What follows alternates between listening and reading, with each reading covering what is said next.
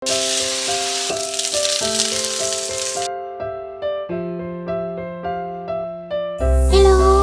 chào mừng các bạn đã quay trở lại với kênh Món Ăn Ngon. Hôm nay thì mình xin chia sẻ đến các bạn cách làm món cơm trộn. Và để làm cái món cơm trộn thì ở đây mình có chuẩn bị 100g cải thìa, 100g giá, cà rốt mình dùng 100g và 100g ớt chuông đỏ. Thịt bò thì mình sẽ dùng 200g. Củ hành tím thì mình dùng khoảng 30g, 20g tỏi. Còn hành lá thì mình sẽ dùng khoảng chừng 2 tép thôi nha các bạn. Hành tây thì mình sẽ dùng 50g và 1 trứng gà. Gạo trắng thì mình sẽ dùng 300g. Về phần gia vị thì ở đây mình có chuẩn bị 5 muỗng canh dầu ăn. Dầu hào thì mình sẽ dùng 2 muỗng canh. Và dầu mè Maison mình dùng 1 muỗng canh. Mình hay dùng dầu mè thơm Maison để ướp thịt và xào các món ăn. Chỉ cần cho một chút xíu dầu mè Maison là món ăn thơm ngon hơn hẳn. Tương ớt thì mình dùng 1 muỗng canh, 1 muỗng canh hạt nêm, 1 muỗng canh đường, 1 muỗng canh mè trắng. Và tiêu xay thì mình sẽ dùng khoảng chừng nửa muỗng cà phê thôi nha các bạn. Nước tương mình sẽ dùng 1 muỗng canh và 1 muỗng canh muối.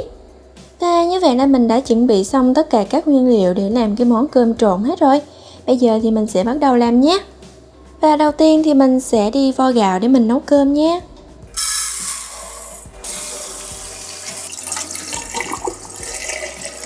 Gạo này mình vo khoảng 2-3 lần nước là được rồi.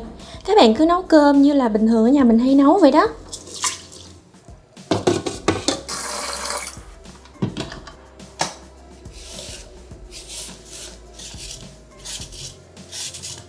Củ cà rốt thì mình sẽ bào sợi. Rồi đến với ớt chuông thì mình sẽ cắt sợi nhỏ.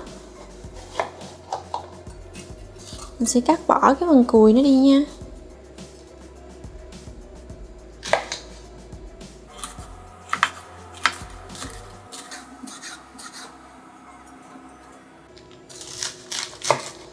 Vậy thì các bạn cắt bỏ bớt đi cái phần gốc. Rồi mình sẽ cắt ra làm hai nha.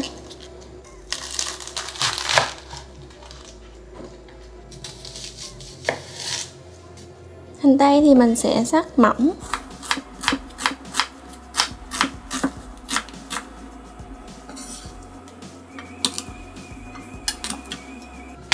Cái phần tỏi với hành tím này đó các bạn thì mình sẽ băm nhuyễn.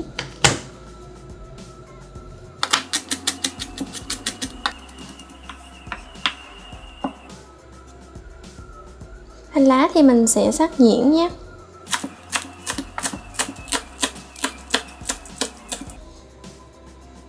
Mình cho thịt bò vào trong cái tô, rồi mình sẽ rửa với muối nhé.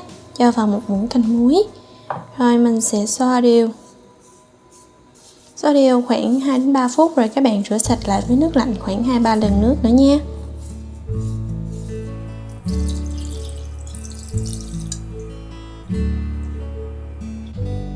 Thịt bò rửa sạch xong rồi, bây giờ mình sẽ cắt ra thành những miếng vừa ăn.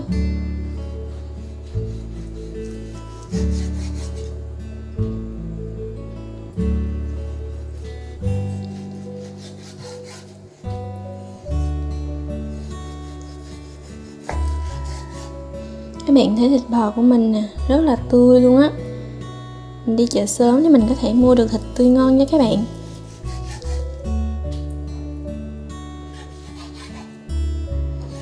Thịt bò này thì mình sẽ cắt sợi dài á các bạn. Còn không thì các bạn có thể cắt lát mỏng cũng được.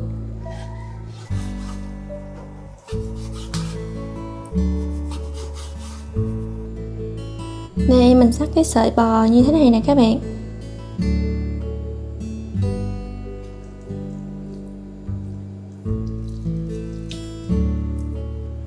Mình cho thịt bò vào trong một cái tô rồi. Bây giờ mình sẽ cho vào nửa muỗng canh tỏi với hành tím băm nhuyễn để mình ướp thịt. Mình sẽ cho hành tây vào luôn nhé. Để khử được mùi tanh của thịt bò thì mình sẽ cho vào vài giọt dầu mè thơm Maison nhé. Ở đây mình dùng tầm khoảng nửa muỗng cà phê thôi nha các bạn. Các bạn lưu ý là mình sử dụng dầu mè rang có màu nâu hổ phách giống như vậy nè, thì nó sẽ có một cái hương thơm đặc trưng giúp gia tăng mùi vị của món ăn hơn đó. Các bạn đừng có nhầm với lại dầu mè trắng thông thường nha. Rồi mình sẽ ướp vào trong thịt bò nè. Mình sẽ cho vào khoảng nửa muỗng cà phê hạt nêm nhé, và một xíu tiêu xay, nửa muỗng cà phê đường nữa nhé, và nửa muỗng cà phê nước tương. Sau đó mình sẽ trộn đều tất cả các gia vị này cho nó hòa quyện lại với thịt bò.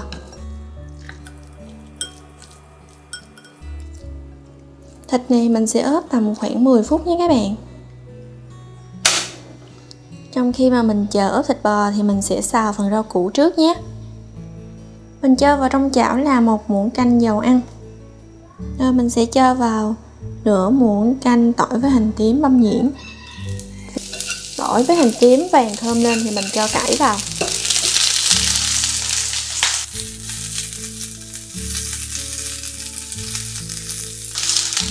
Mình cho vô 1 muỗng canh nước thôi.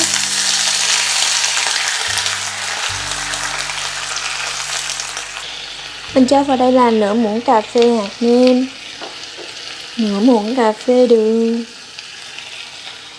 Dầu hào thì mình sẽ cho vào nửa muỗng cà phê.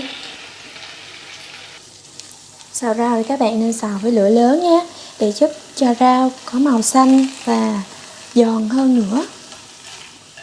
Khi mà rau mình xào nó gần chín rồi đó các bạn, thì mình sẽ cho vào khoảng nửa muỗng cà phê dầu me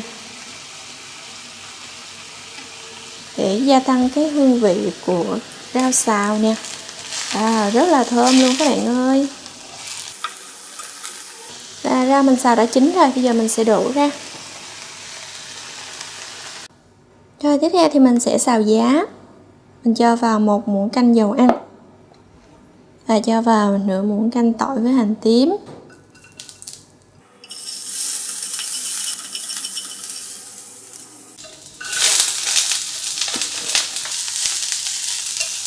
Mình sẽ cho gia vị vào luôn. Cho vào nửa muỗng cà phê hạt nêm nè, nửa muỗng cà phê đường, một xíu tiêu, và nửa muỗng cà phê dầu hào.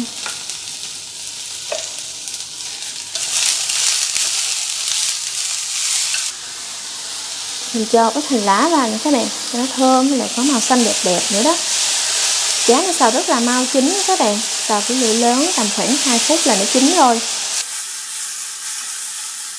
Mình sẽ cho vào nửa muỗng cà phê dầu mè. Xong rồi mình sẽ đổ ra ngoài dĩa thôi. Bây giờ thì mình sẽ đi xào cà rốt và ớt chuông. Cho vào trong chảo là 1 muỗng canh dầu ăn, và nửa muỗng canh tỏi với hành tím băm nhuyễn nhé. Tùy thơm lên nha các bạn. Mình sẽ cho cà rốt vào trước.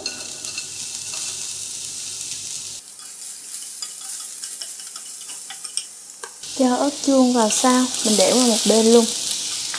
Mình cho vào nửa muỗng cà phê hạt nêm nè, nửa muỗng cà phê đường nữa, xíu tiêu, và nửa muỗng cà phê dầu hào. Mình xào đều lên nhé. Cà rốt và ớt chuông thì mình xào tầm khoảng 3 phút nhé các bạn. Cho vào 1 muỗng canh nước để cho nó mau chín hơn.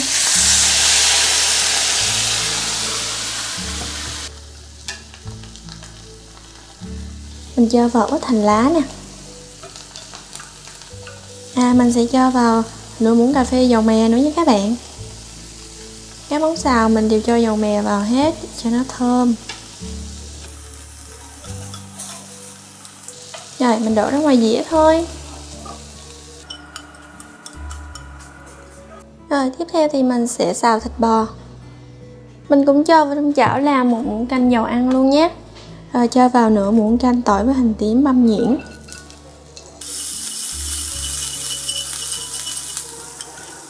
Rồi mình sẽ cho thịt bò vào.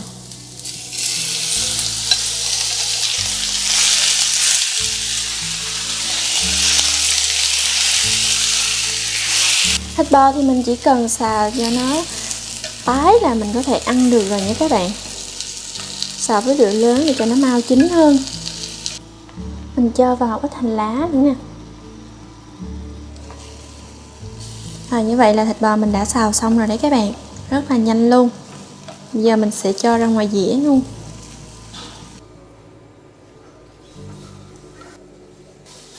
Mình cho vào trong chảo khoảng 1 muỗng canh dầu. Mình sẽ cho trứng vào nhé. Trứng mình chỉ cần chiên cho nó có lòng đào đó các bạn, thì mình ăn nó sẽ ngon hơn. Rồi mình tắt bếp nha. Wow, cơm đã chín rồi đấy các bạn ơi. Bây giờ mình sẽ bới cơm ra nha. Mình bới cơm ra ngoài một cái thố nhé. Nhà các bạn không có cái thố thì mình có thể dùng cái tô để mình ăn cũng được. Mà cái thố thì kiểu nó sẽ giữ nóng lâu hơn đó. Rồi mình sẽ cho thịt và rau vào.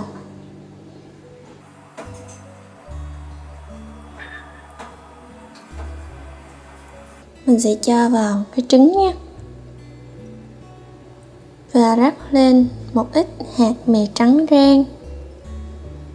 Ở đây thì mình sẽ cho vào khoảng 1 muỗng canh tương ớt.